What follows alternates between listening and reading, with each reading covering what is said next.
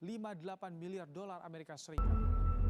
Apa yang pertama kali terpikirkan jika kita mendengar kata utang?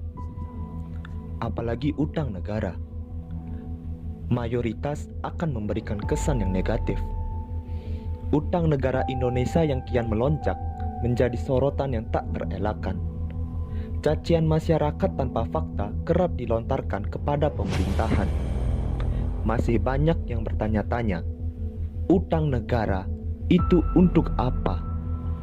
Adakah kegunaannya untuk suatu negara? Amankah utang negara Indonesia? Selamat datang di pembahasan mengenal lebih dalam utang negara Indonesia.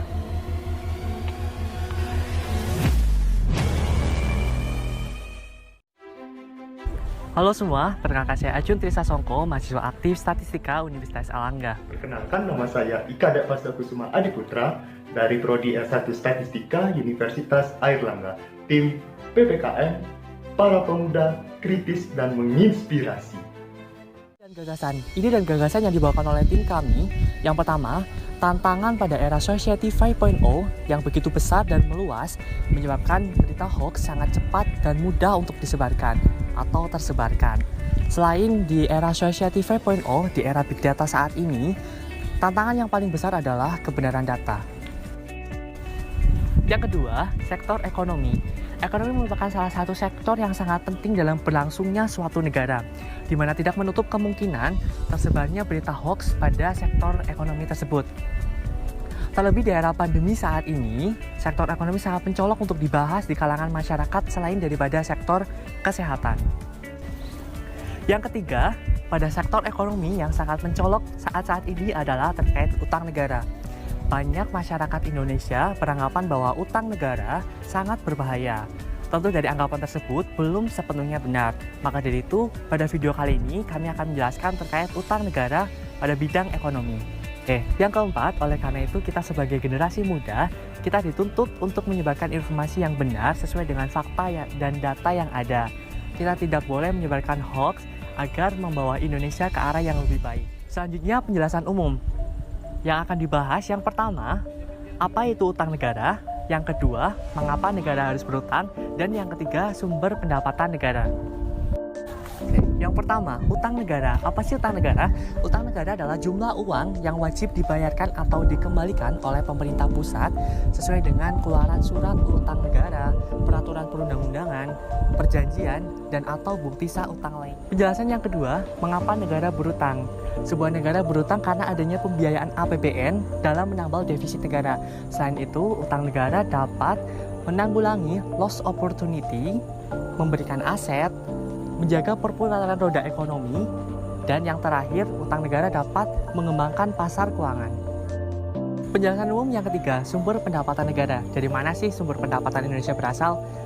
Secara singkat, sumber pendapatan Indonesia berasal dari APBN yang terdiri dari pajak, penerimaan negara bukan pajak, dan hibah yang secara proporsional akan dibagi dan digunakan untuk membayar utang. Baik, pertama, marilah kita lihat grafik utang negara Indonesia dan produk domestik brutonya. Secara visual kita dapat melihat utang negara Indonesia tiap tahun semakin bertambah.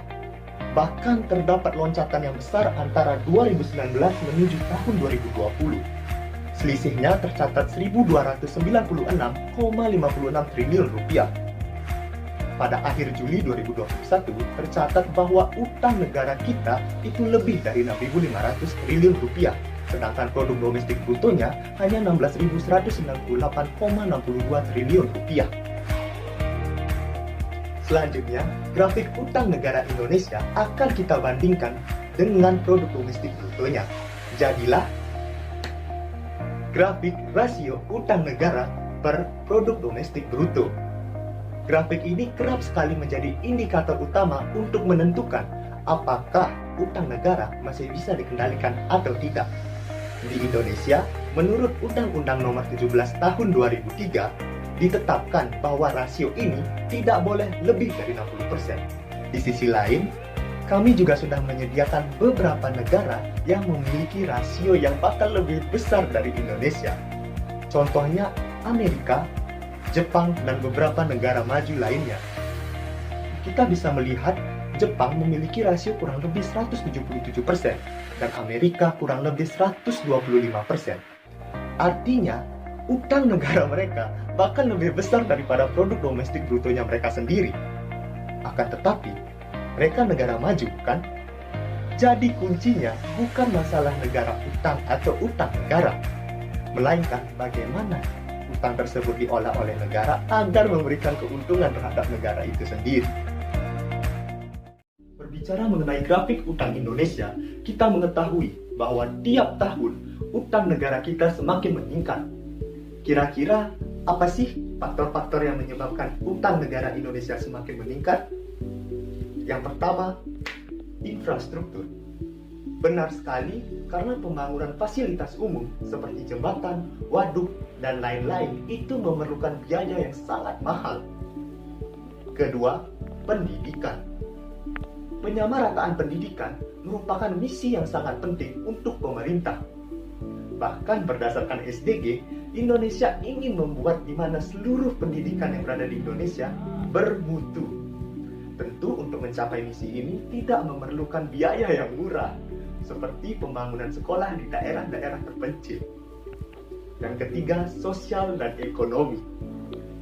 Hal ini bisa berupa bantuan sosial dan meminimalisir tingkat kemiskinan yang ada di Indonesia. Dan yang keempat dan tak lain, pandemi COVID-19. Karena virus ini menyerang hampir membunuh seluruh sektor yang ada di Indonesia, baik pariwisata, ekonomi, sosial, pendidikan, dan lain-lain. Sehingga untuk menangani masalah yang benar-benar urgensi ini, pemerintah Indonesia memerlukan uang yang sangat tidak sedikit. Utang negara Indonesia telah mencapai 7.000 triliun rupiah. Bukan. Data utang negara Indonesia tidak mencapai 7.000 triliun rupiah, melainkan mencapai 6.570,17 triliun rupiah data terakhir Juli 2021. Utang negara Indonesia semakin memberatkan keuangan dan meningkatkan tingkat kemiskinan. Bukan. Faktanya, utang negara Indonesia masih bisa dikatakan dalam kategori aman. Hal ini sudah diklaim oleh Ibu Sri Mulyani, Menteri Keuangan Republik Indonesia. Selain itu, utang negara tidak sepenuhnya memberatkan keuangan negara loh. Faktanya, pada interval tahun 2014 sampai 2018, karena pemerintah mengelola utang dengan baik, tingkat kemiskinan turun sebesar 1,43%. Jika Indonesia fokus melunasi utangnya, maka negara ini pasti akan sejahtera. Faktanya, hampir tidak ada negara yang tidak berutang. Alasannya karena pelunasan utang itu memerlukan proses yang sangat lama. Jika pemerintah Indonesia hanya fokus pada pelunasan utang semata, bagaimana dengan bidang-bidang yang lainnya yang sekiranya perlu anggaran lebih cepat? Salah satu contohnya, pendidikan, infrastruktur, dan di keadaan pandemi ini seperti kesehatan. Tunggu dulu. Berdasarkan seluruh informasi yang telah kami paparkan, kesimpulan apa yang bisa kita ambil? Iya, benar sekali. Berbicara mengenai utang negara Indonesia, kita tidak boleh semena-mena mengatakan bahwa utang hanya memberikan dampak yang buruk. Seperti yang sudah dijelaskan tadi, utang negara Indonesia mampu memenuhi kebutuhan masyarakat, apalagi di kala urgensi seperti pandemi ini. Karena mencaci atau mengkritisi tanpa memberikan solusi hanyalah sebuah sikap yang apati. Bunga mawar, bunga melati, indah semua kutaruh dalam satu box. Ayo, terkait utang, kita literasi lagi supaya kita tidak termakan oleh hoax. Sekian informasi yang dapat kami berikan. Semoga bermanfaat.